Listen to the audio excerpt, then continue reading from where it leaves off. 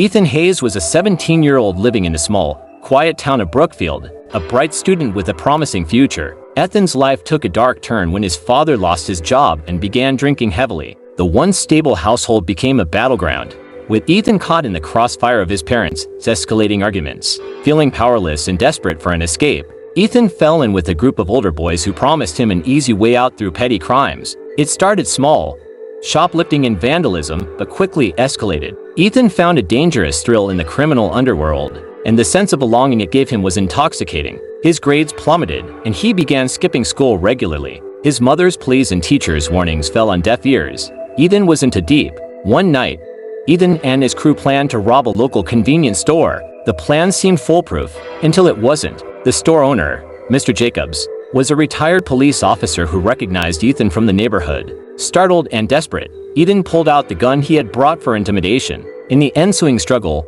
a shot was fired. Mr. Jacobs fell, clutching his chest, as blood spread across his shirt. Panic set in as Ethan and his friends fled the scene, leaving Mr. Jacobs for dead. The police were swift. Surveillance footage identified Ethan, and by morning, his face was plastered across every news channel. Ethan's mother sobbed as officers led him away in handcuffs. His father, now sober and filled with regret, stood silently, watching his son's life unravel. In juvenile detention, Ethan was consumed by guilt and fear. Mr. Jacobs had survived, but Ethan faced severe charges that could lead to decades behind bars. The reality of his actions hit him like a tidal wave, drowning him in despair. Letters from his mother, filled with unconditional love and sorrow, only deepened his sense of remorse. Months passed, and Ethan was eventually tried as an adult. The court proceedings were a blur of legal jargon and grim faces.